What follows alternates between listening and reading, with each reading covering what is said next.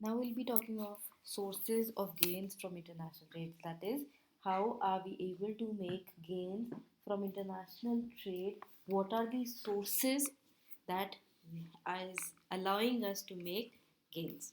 The very first one is expansion of the size of the market. That is, पहले हमारी जो market थी, हम जो भी goods services provide कर रहे थे, वो बहुत ही restricted ज्योग्राफी में जा रही थी, तो उसमें से जो हमें प्रॉफिट्स बन रहे थे वो भी बहुत रिस्ट्रिक्टेड थे, वो भी बहुत लिमिटेड थे. लेकिन अब हमारा सिर्फ इंडिया ही मार्केट नहीं रह गया है, या सिर्फ चाइना के लोगों की सिर्फ चाइना में ही मार्केट नहीं है, rather it is a very big market. तो हमें पैसा सिर्फ इंडिया से या सिर्फ चाइना से नहीं आए, rather it is coming from the entire world. So that is why we are able to make more and more of the gains. Then division of labor. Division of labor means that हम labour कौन है? Labour वो लोग हैं जो हमारे company में काम कर रहे हैं, जो भी the people who are working with us in our organization, they are called as labor. So division of labor में क्या है कि जब हम डिफरेंट पार्ट्स जो हमारे मैन्युफैक्चरिंग प्रोसेस के हैं वो अलग अलग लोगों को असाइन कर रहे हैं, ताकि ये नहीं हो एक ही there is just one person who is performing 5 task. उसी ने सामान लेके भी आना है, उसी ने सामान बनाना भी है, उसी ने उसको प्लेटर में भी सजाना है, उसी ने उसको आगे लोगों को सर्व भी करना है. ऐसे नहीं, हर एक लेबर का अपना अपना काम उसको बता दिया गया है, and he is to suppose to perform the same task. So that is also how we are able to make gains in the international trade. Then gains from specialization, that is अगर suppose मैं बात करूँ office work और field work. If I am good at field work तो मुझे वही काम मिलेगा जिसमें I am an expert in. जिस काम में मैं एक्सपर्ट नहीं हूँ वो मुझे काम नहीं मिलेगा. The particular thing that I am not specializing in, I will not be given that work. So the specific person, the specialist person in a particular field will be given the particular field related work only.